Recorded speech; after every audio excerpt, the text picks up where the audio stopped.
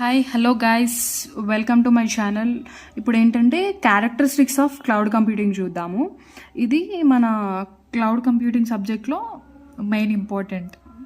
Next ఇక్కడ వచ్చేసి few types ఉన్నాయి. లైక్ ఎగ్జామ్లో మీరు ఫ్యూ టైప్స్ అని రాస్తే సరిపోతుంది. No need to mention numbers.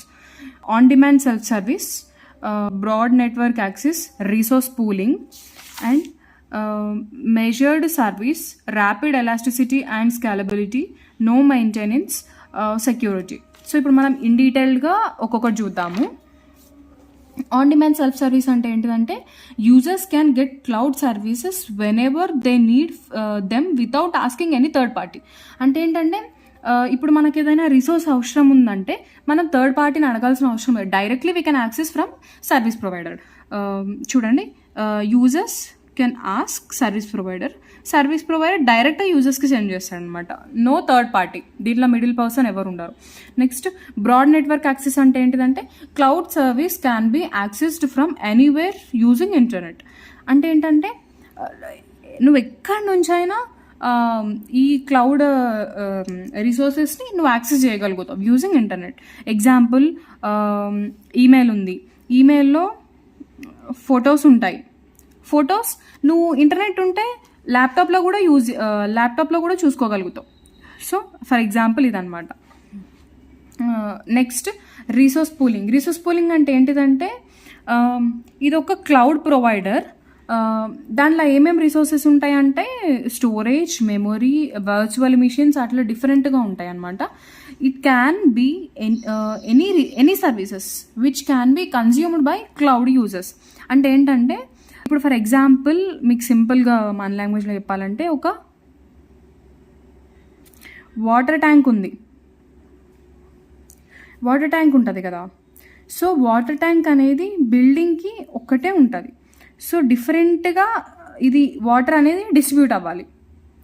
అంటే multiple users access one tank water, అంతే కదా ఇప్పుడు.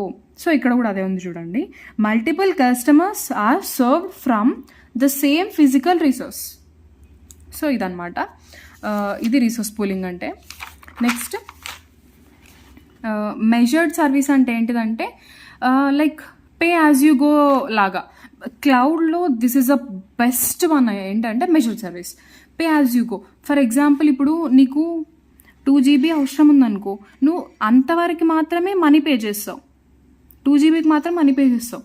ఇప్పుడు నీకు 10 GB అవసరం ఉందనుకో, 10 GBకి మాత్రమే మనీ పే చేస్తావు. నువ్వు 10 GB మనీ కొనుక్కొని 2 GB వాడితే కూడా లైక్ నువ్వు దీనికి మాత్రం మనీ పే చేస్తావు. అంటే నువ్వు ఎంత వాడుకుంటే అంత పే చేస్తావు అనమాట. దీంట్లో మనకి లాస్ ఉండదు. ఈ క్లౌడ్ కంప్యూటింగ్లో మనం క్లౌడ్ కొనుక్కుంటే మనకు లాస్ అనేది ఉండదు అనమాట. ర్యాపిడ్ ఎలాస్టిసిటీ అండ్ స్కేలబిలిటీ అంటే ఏంటిదంటే resource can increase or decrease quickly based on the demand. ఇప్పుడు ఫర్ ఎగ్జాంపుల్స్, ఒక ఆఫీస్ ఉందనుకోండి, ఆఫీస్లో నాకు ల్యాప్టాప్స్ అవసరము. ల్యాప్టాప్స్తో పాటు డిఫరెంట్ క్లౌడ్ సర్వీసెస్ అవసరం పడతాయి కదా. సో అవి నేను లైక్ ఏమంటారు, ఆన్ డిమాండ్ అప్పటికప్పుడు నేను డిమాండ్ చేయవచ్చు అనమాట. నాకు ఒక 40 సిస్టమ్స్ అవసరం పడతాయి, నాకు సాఫ్ట్వేర్స్ అవసరం, అంటే లైక్ కొన్ని సాఫ్ట్వేర్స్ అవసరం పడతాయి అని చెప్పి కొన్ని సాఫ్ట్వేర్స్ తీసుకోవచ్చు. Like based on the employee role అనమాట మనం సాఫ్ట్వేర్స్ని తీసుకోవచ్చు. అక్కడ ఇది ఏంటంటే కొంచెం ఎప్పుడు డిమాండ్ ఎక్కువ ఉన్నప్పుడు ఇంక్రీజ్ అవ్వచ్చు, లేదంటే డిక్రీజ్ అవ్వచ్చు బేస్డ్ ఆన్ ద రిక్వైర్మెంట్ అనమాట. సో అది నో మెయింటెనెన్స్ అంటే ఏంటిదంటే అసలు మనకు అసలు ఏం ప్రాబ్లం ఉండదు క్లౌడ్ తీసుకుంటే. ఇప్పుడు ఫర్ ఎగ్జాంపుల్ ఫొటోస్ మన ఫోన్లో డిలీట్ అయిపోయినా కూడా క్లౌడ్లో స్టోర్ అయి ఉంటాయి.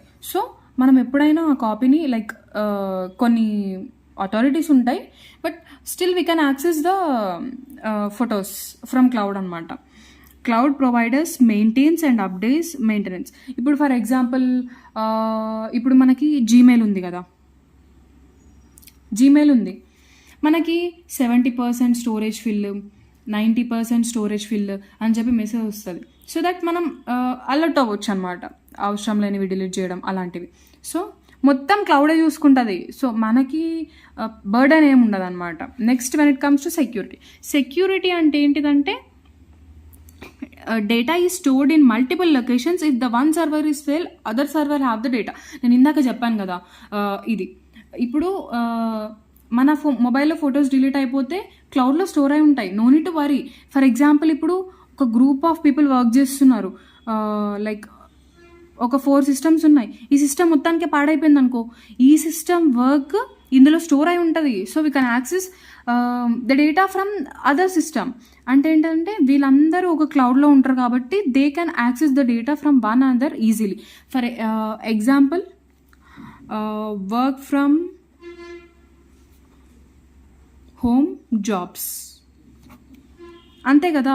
ఇప్పుడు టీంలో ఒక 4 మెంబర్స్ ఉంటారు అనుకో, 4 to 5 మెంబర్స్ ఉంటారు. ఒకరు ఒక వర్క్ చేస్తారు, ఒకరు ఒక వర్క్ చేస్తారు, ఒకరు ఒక వర్క్ చేస్తారు. So at the end of the project ఏమవుతుంది, వీళ్ళందరూ కలిపే ప్రాజెక్ట్ని బిల్డ్ చేస్తారు కదా. So that comes under one cloud. So ఇదన్నమాట. మనం దీనివల్ల యూజ్ ఏంటంటే, క్లౌడ్ కంప్యూటింగ్ వల్ల యూజ్ ఏంటంటే మనకి ఎక్కువ మనీ వేస్ట్ అవ్వదు అనమాట. మనం ఎంత యూజ్ చేసుకుంటే అంత మనీ పే చేయాలి మనం. And also when ever you want to use you can use, and when ever you want to stop you can stop the cloud accesses. అదొక బెనిఫిట్ అనమాట. So this is all about characteristics of cloud computing. Thank you for watching this video. మీకు ఈ video use అవుతుందని అంటే please do like, share and subscribe to my channel. ఫర్దర్గా మీకు ఏమైనా videos కావాలన్నా you can comment me. Definitely I try to do the video and post it. Okay, thank you so much.